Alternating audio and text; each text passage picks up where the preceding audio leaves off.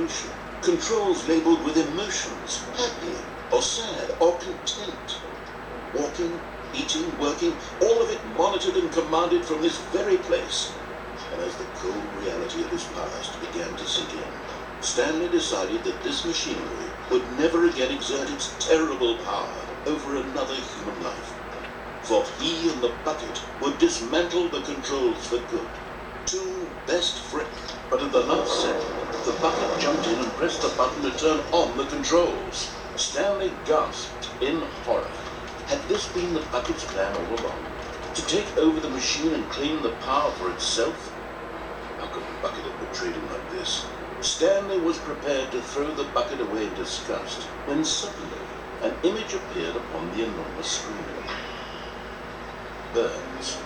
Silly birds. The control buttons became active again. Stanley flipped through one video of silly birds after another, and then it dawned on him.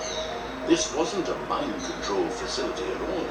It was a facility for monitoring and surveilling silly birds all over the world. The mind controls were only a facade to disguise its true intentions. Had the bucket known this all along? Stanley marveled at the metal genius in his hands, the one who had pointed him towards this incredible discovery. Stanley and the bucket never found freedom because they spent the rest of their lives here in this place, living through live streams of the silliest birds imaginable. Of all the possible paths his life could have taken, this one was surely the best. And Stanley was happy.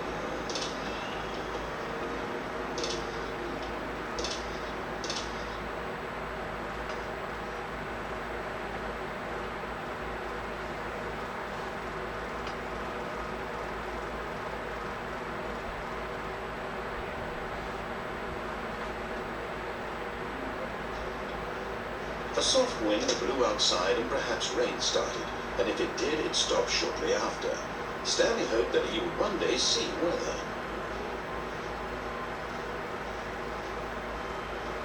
When Stanley came to a set of two open doors, he entered the door on his left.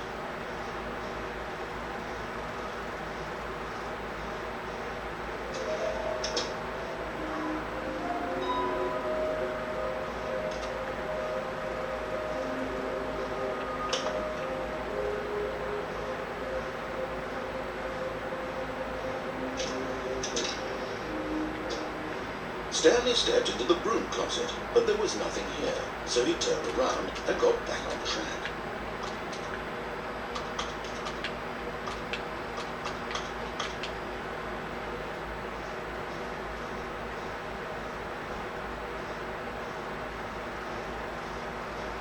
There was nothing here, no choice to make, no path to follow, just an empty broom closet. No reason to still be here.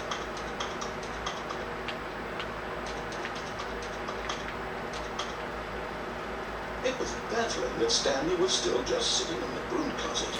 He wasn't even doing anything. At least if there was something to interact with, he'd be justified in some way. As it is, he's literally just standing there doing sweet FA.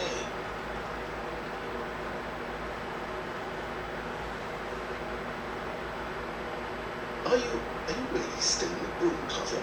Standing around doing nothing? Why? Please offer me some explanation here. I'm genuinely confused.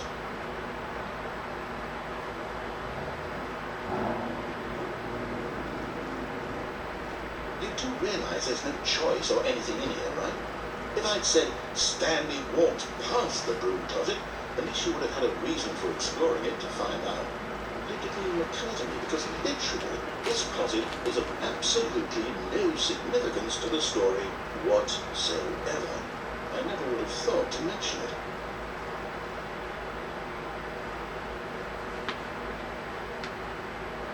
Maybe to you this is somehow its own branching path.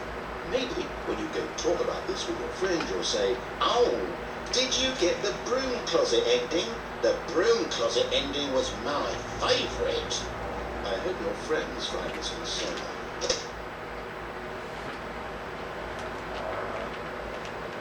Stanley was fat and ugly and really stupid. He probably only got the job because of a family connection. That's how stupid he is. That or with drug money.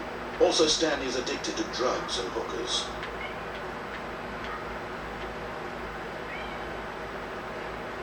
Well, I've come to a very definite conclusion about what's going on right now. You're dead. We got to this broom closet, explored it a bit, and were just about to leave because there's nothing here, when a physical malady of some sort shut down your central nervous system, and you collapsed in front of your screen. Well, in a situation like this, the responsible thing is to alert someone nearby so as to ensure that your body is taken care of before it begins to decompose. Hello? Anyone who happens to be nearby? The person at this computer is dead. They have fallen prey to any number of your countless human physiological vulnerabilities. It's indicative of the long-term sustainability of your species. Please remove their corpse from the area and instruct another human to take their place, making sure they understand basic first-person video game mechanics and filling them in on the history of narrative tropes in video gaming, so that the irony and insightful commentary of this game is not lost on them. Alright, when you've done that, just step out into the hallway.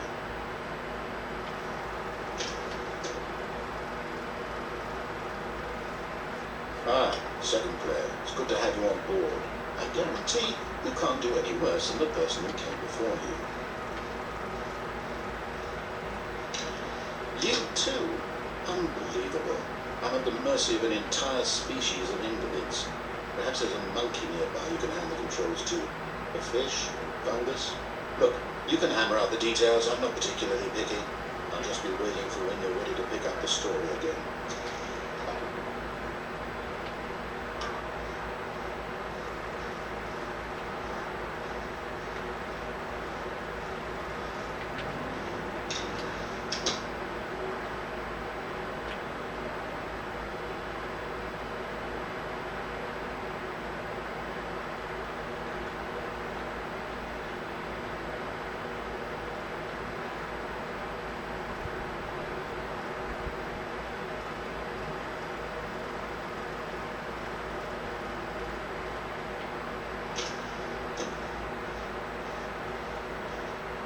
Coming to a staircase, Stanley walked upstairs to his boss's office.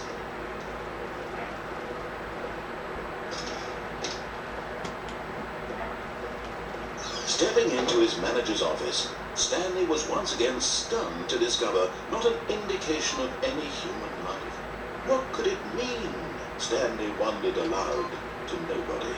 He began wildly tearing through papers on the boss's desk, pulling books off. Stanley was in such a rush to get through the story as quickly as possible, he didn't even have a single minute to just let the narrator talk.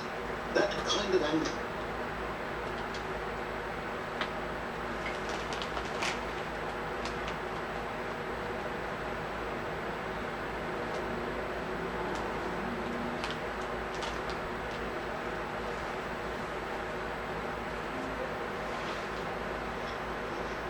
All of his co-workers were gone.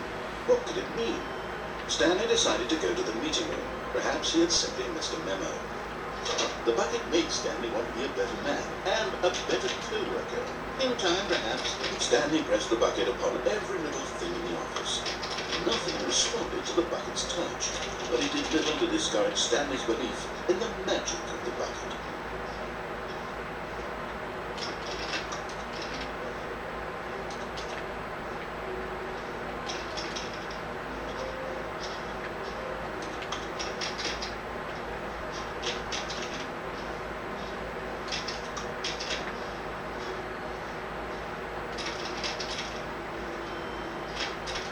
Oh, please.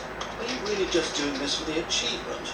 Click a door. Stanley clicked on literally every single door in the office because he doesn't pick up well on cues from his environment.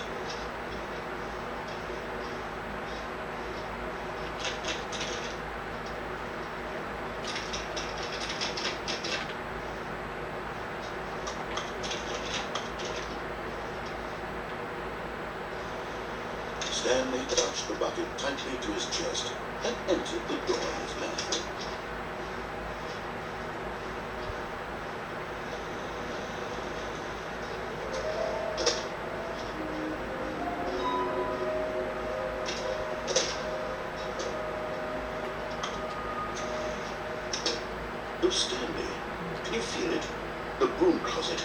wants the bucket. You can feel that, can't you? The aura of jealousy, it's as clear as day. This broom closet believes it deserves the bucket. I can really feel it now. It's a bucket, it belongs in a broom closet. That's what the broom closet is trying to say here. It's supposed to go with the other cleaning supplies. Refuse, Stanley. Don't give in. Don't hand over the bucket. I know how hard it must be, given the pressure that the broom closet is putting on your shoulders right now, but you have to be strong. This is your bucket. This is your companion and lifelong friend. You can't hand it over. We're getting into name-calling now, it seems. This is how low the broom closet has sunk, that it has to resort to this stream of petty insults simply in order to get you to hand over the bucket. Stanley, I never liked this broom closet for a variety of reasons. Even this is worse than I had imagined. Wait, now the broom closet has the gall to imply that you and the bucket are not truly deep and lasting friends, that your relationship is purely superficial and convenient, that your life is so banal and meaningless that you'd feel the same sort of kinship towards any inanimate object which happened to lay in your path in an even partially enticing manner. Well, I'd never. Go on, Stanley. Lay into it. Really tell the broom closet off for its demeaning comments. Expand on the wide variety of experiences you and the bucket have shared together. Go through each of them point by point. Share your journal entries detailing the rich emotional landscape of your feelings for the bucket as they have changed and evolved over the years. Let him have it.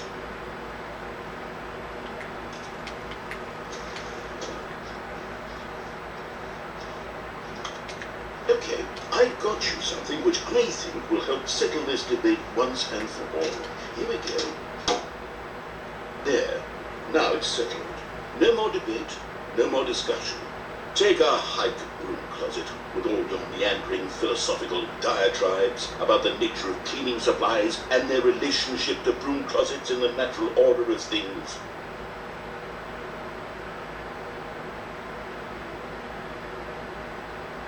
Alright, I've got a second sticker back here, and I'm going to slap it on as well because I think it's appropriate. You see, I feel that it works because the sticker is also a bucket. That way, if you're ever unsure whether the thing you're holding is a bucket or not, you can look down at this sticker and say to yourself, ah, it's a bucket. There really is a wide variety of applications for this sticker.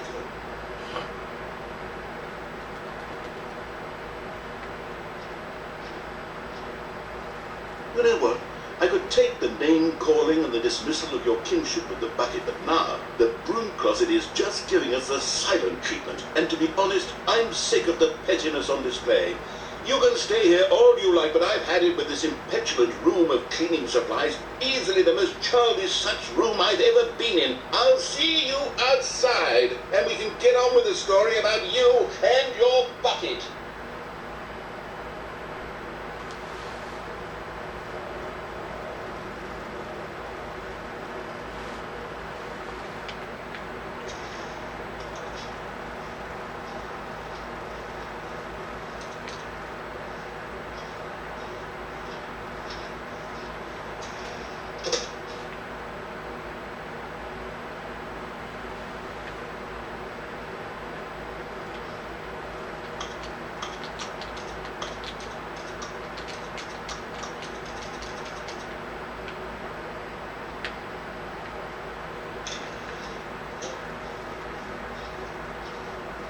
Coming to a staircase, Stanley and the bucket walked upstairs to the boss's office.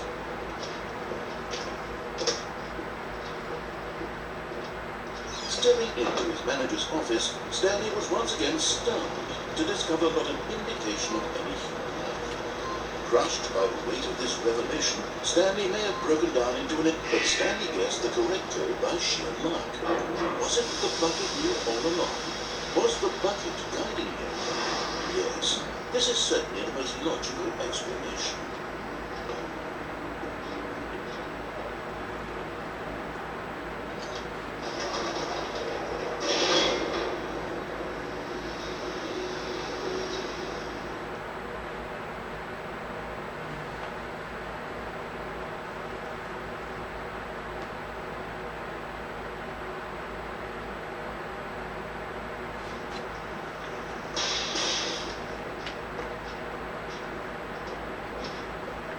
Stanley and the bucket walked straight ahead through the large door that read, Mind Control Facility.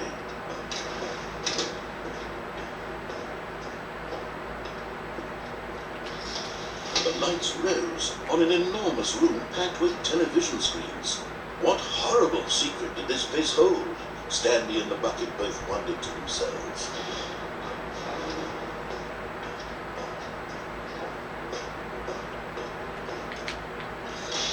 The monitors jumped to life, and Stanley nearly dropped the bucket in shock. Everyone in the office was being videotaped, monitored like guinea pigs.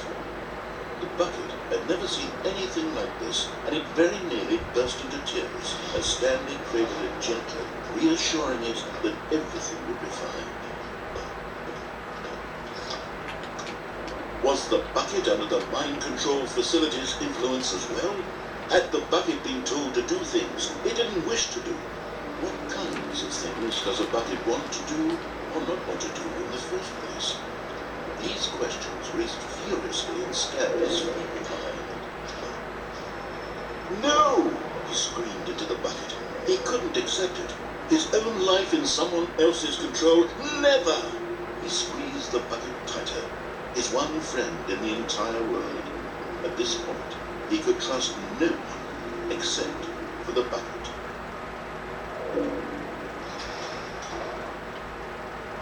But here was the proof. The heart of the operation. Controls labeled with emotions, happy or sad or content. Walking, eating, working, all of it monitored and commanded from this very place. And as the cold reality of his past began to sink in, Stanley decided that this machinery would never again exert its terrible power over another human life.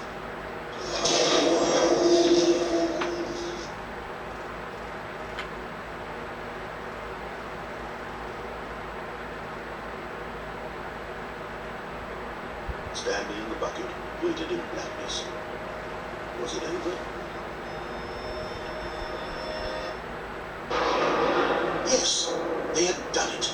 Stanley and the bucket had defeated their greatest and darkest enemy, freed themselves from the tyrannical grip of the evil mind control machine. Freedom was now mere moments away. Excitedly, the two of them began to discuss the kind of life they wanted to live once they stepped through this massive door. The bucket wanted to learn to roller skate. Stanley wanted to sneeze in every country on earth. Both of them wanted to begin watching a movie, any movie, but then stop it halfway through and begin watching it in reverse from the end. True, it was a simple life they envisioned, but it was one they'd lived together, with one another to lean on, to trust, to support, and obey. Wait, what was happening? Why had the door stopped? Was Stanley and the bucket not about to be freed? An unbearable silence filled the room, lingering in uncertainty, until finally the truth hit Stanley square in the face. This building did not want the bucket to leave. Even the facility itself recognized the incredible calming presence of the bucket, needed the soothing warmth of the bucket, would go to any lengths not to part with the bucket. No. Stanley can't leave this place, not while he has such a precious bucket in his arms, not while this building has anything to say about it. Stanley realized he would never again leave this very room. But at least he has the bucket. To be trapped eternally in darkness isn't really so bad, Stanley thought to himself. As long as I have my bucket with me, right? I'll be okay, won't I? Stanley gulped. Very soon now, he was about to find out.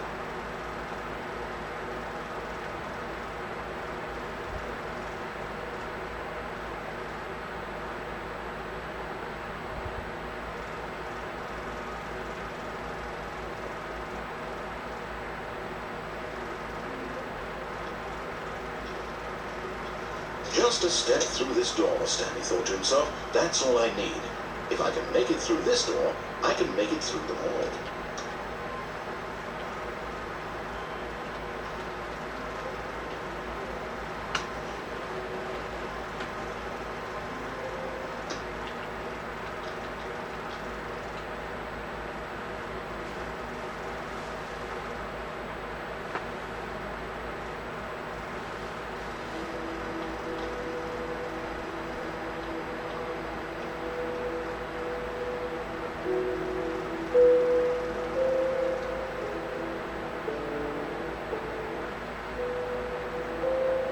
you.